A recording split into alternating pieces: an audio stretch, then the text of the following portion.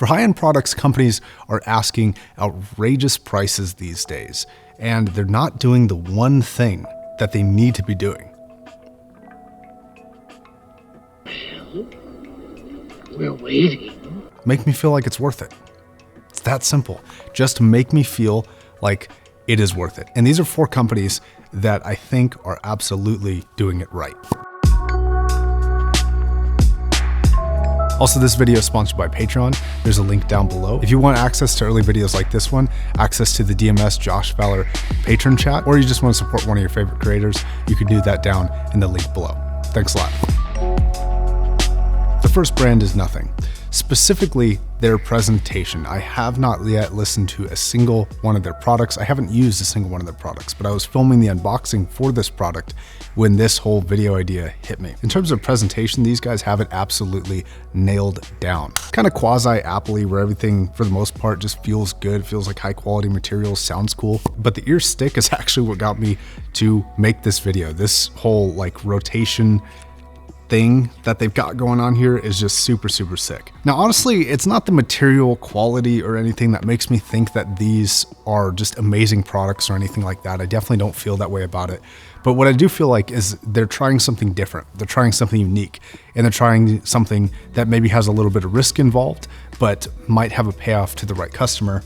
And that's what I feel like with these. I don't know if these are going to be mind-blowing products. My review hasn't started yet, but as far as like the actual presentation of these, they absolutely nailed it. I get tons of emails every single day about products that are really unique in one feature or another, especially when it comes to the looks. They may look insane, but when you actually get these products in and test them, you realize that it's just vapor. It's just empty inside in terms of its potential for like being a good device, specifically for an audio device. There's some products that have come in that it just sounded awful, even though they looked really cool on the surface. And I'm hoping that these are not like that. I hope that these sound as cool as they look, because they look sick. Without cheating, what company would you think that this case came from? In fact, you may believe that you've seen a case very similar to this before. Let me bring that one out. See how similar these look? So this is a Focal headphone. That's the brand that uses this, very high-end brand. And this is a Theo headphone. I feel like Theo is actually trying, and it's kind of cool.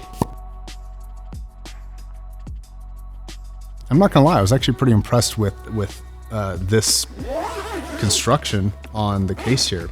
And not only the construction of the case, but the headphone inside has surprised me in terms of like actual tangible hand feel and the accessories options. So this is the new FT3 headphone from Theo. It costs $300. And again, haven't yet tried the headphones, so I can't speak on how good they are. I will say that the material choice feels good, but like looks a little like a Hot Wheels wheel. Sorry. Maybe the grills need some work, but this comes with this very high quality and thick cable, as well as like a bunch of adapters. They have 1/4 inch, they have this like XLR adapter. Not only does it come with that, but these are all like Velcroed in if you want, but it also comes with a spare set of pads. All of this for $300 is pretty impressive. And while I am a little bit pessimistic, I'm hoping that they spent as much time developing the sound as they did the accessories package. As far as the accessories go, this is very, very impressive for a $300 headphone. And everything in terms of feeling, like hand feel, feels great. So definitely too early to say whether or not it's a good headphone, but in terms of the accessories, I did want to give them quite a bit of credit for producing an accessories package with this that I feel like is actually well worth the money and something that more companies should be aspiring to do.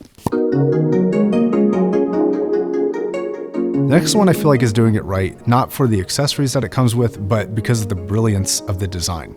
And that's gonna be the Dan Clark Aeon 2 Noir. Now, a lot of the Dan Clark's build is very, very good, but I wanna give special attention to the Noir because it's one of their cheaper headphones that feature the build that this has, and I'll explain why. This looks to me to be a very custom, maybe even completely custom case to this headphone because of how this headphone folds up, which is a very efficient package for such a big headphone. Either way, a cool case, like it's a closed back headphone, you'd probably want to take it mobile, and it's a pretty condensed case. Now the case has to do a couple of things. It has to accommodate the kind of cup arm structure that this has, but it also has to position it in a way where it doesn't crush the pads. That's the one downside with some of the Dan Clark headphones, is that the pads do kind of they lose their shape a little bit if they are compressed for too long. So I'd recommend keeping this piece of foam that comes with it in there if you're going to be storing these for a long period of time. But I want to talk about mostly the overall design, but also how this folds and articulates to get smaller and bigger. There isn't a click. I was kind of hoping the first time I opened this, because this is my first look at this design from them, I was hoping that when you would open it, it would give that satisfying like click, but it doesn't. Still really cool though. Both sides open up like that. You would be correct in noticing the carbon fiber inlay. And another thing you might notice when presented with that carbon fiber is just how light these things are. I believe that these are under 400 grams, which for a headphone of this size is actually pretty impressive. Very minimal headband, very smart headband design, and notably a brilliant cup shape. Like, more companies should be working with a cup shape like this because it just fits so naturally around your ear. And I really love the cup shape on this. The fit and finish of this is, of course, top notch. There are two things about the headband design that I want to focus on a little bit here.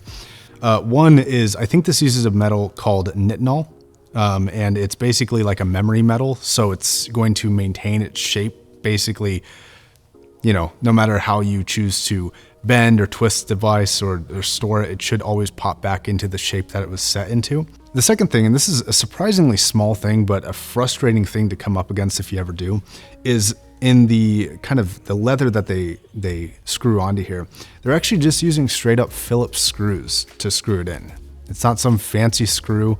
It's not bolted in some weird, like, impossible to get to way without destroying the headband. It's just a Phillips screwdriver.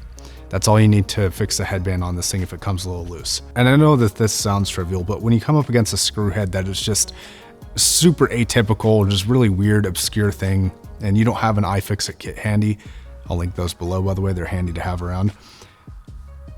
Like, more companies should be just using basic shit like Phillips screwdrivers. I also want to call special attention to the cable that they're using. It's a rubberized cable, feels very nice, but I really want to showcase the quality of these terminations. This is using something called a Limo style connector, I think, but specifically I want to focus on how the connector transitions into the cable. It's got this kind of teardrop shaped design. It just looks magnificent. It's just incredibly well made. So first we had the presentation, then we had the accessories, then we had the build philosophy and general design. And now I want to talk about the last company, which is going to be Abyss. Nothing to do with this particular headphone, just the company. A couple weeks ago, they released a video saying that moving forward, all of their headphones are going to come with a standard 10-year warranty. Standard. Now, as a person who runs around in this hi-fi world, analyzing gear, companies, etc., this is something that has always shocked me, is these companies are charging ridiculous amounts of money for headphones. Somewhere in the $200 range, somewhere in the $5,000 range, somewhere in the $6,000 range.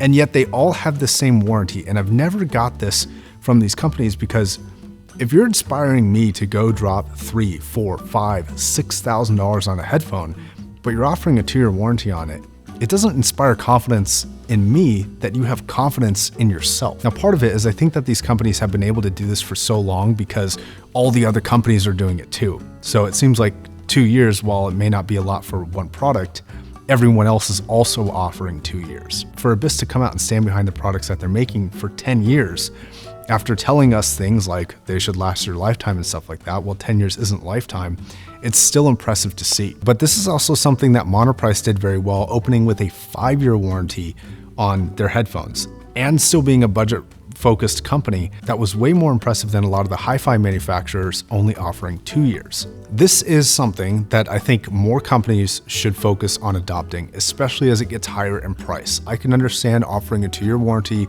on a product that costs $150. When it costs $6,000 though, it should be like 5 or 10 years. If you're expecting me to drop money on a product that expensive, I want to feel like it's worth it. I want to feel like you know what you're doing, and I want you to represent yourself like you know what you're doing. And part of representing yourself as a company like that is offering a legitimately industry-beating warranty. And I feel like right now, Abyss is one of the only companies doing it, and I think that they deserve a little bit of credit for that. All right, guys. Those are 4 companies that I think are doing it absolutely right, but for a few different reasons. I wanted to just give a little bit of brand appreciation here. The 3 products that I showed you earlier will be in upcoming reviews/videos on this channel. Once those videos are made, they will be posted on Patreon early for your viewing enjoyment. Thanks a lot for watching. See you guys next time. Bye.